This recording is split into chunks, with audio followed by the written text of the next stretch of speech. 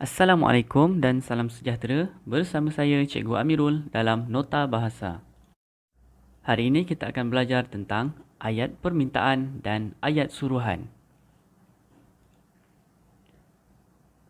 Fokus kita pada hari ini ialah memberikan respons berdasarkan ayat suruhan dan ayat permintaan.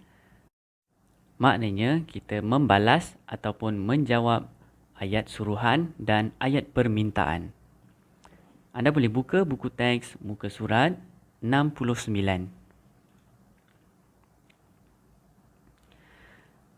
Baiklah, kita akan membacakan dialog untuk kita kenal pasti cerita dan kenal pasti ayat suruhan dan ayat permintaan.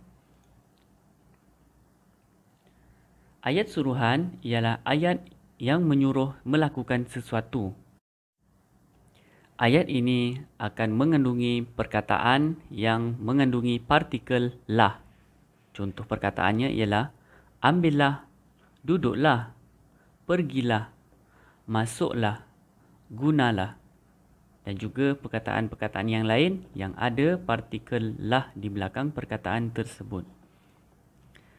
Manakala ayat permintaan ialah ayat yang meminta atau memohon sesuatu. Ayat ini mengandungi perkataan tolong atau minta. Dan setelah perkataan tolong ataupun minta, mengandungi imbuhan kan. Contoh perkataannya ialah ambilkan, belikan, pasangkan, bawakan. Jika kita campur, bila kita gabung dengan perkataan tolong, dia akan jadi ayat permintaan. Tolong ambilkan, minta belikan, tolong pasangkan, tolong bawakan. Jadi ayat tadi akan menjadi ayat meminta sesuatu. Baiklah, kita bacakan dialog yang ada pada muka surat ini. Makcik Vimala minta beberapa tangkai daun kari. Boleh Saiful?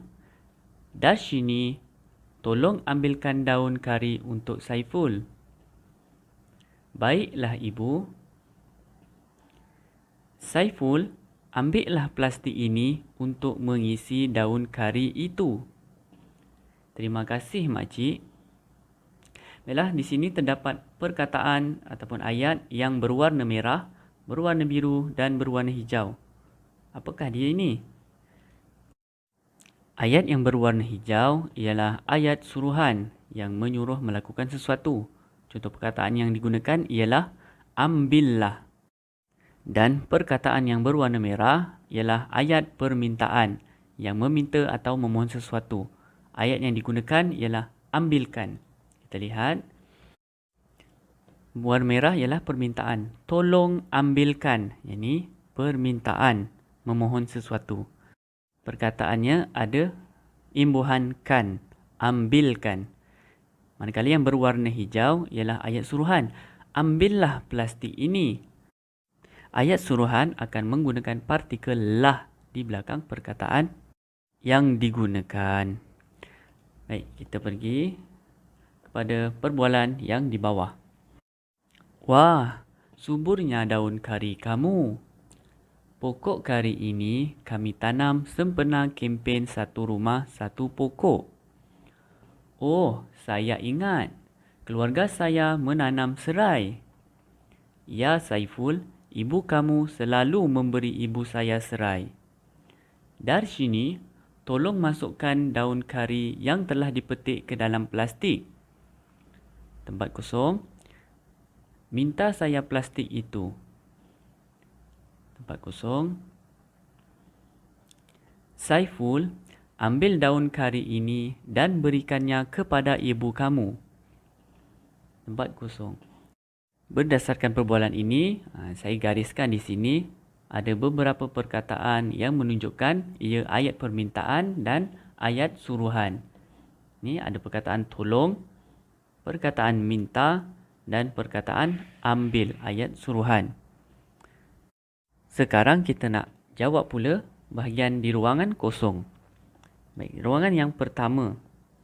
Kita lihat Ruangan ini ialah respons kepada perbualan sebelumnya, iaitu Darshini, tolong masukkan daun kari yang telah dipetik ke dalam plastik.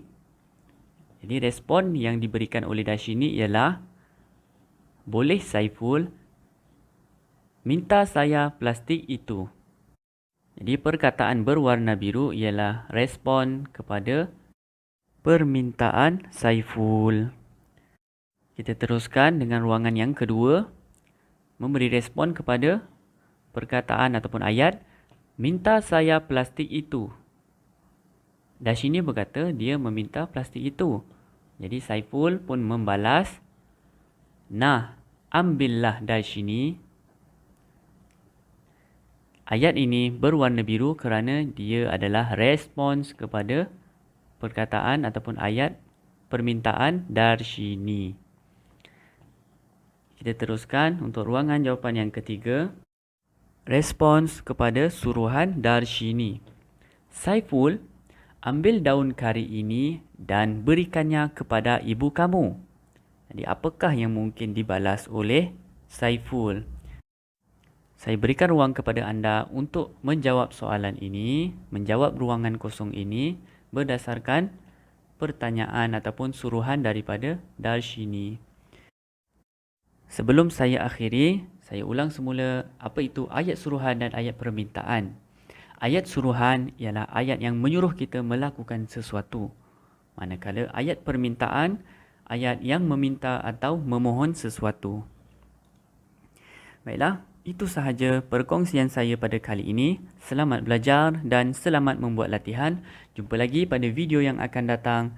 Assalamualaikum warahmatullahi wabarakatuh dan salam sejahtera.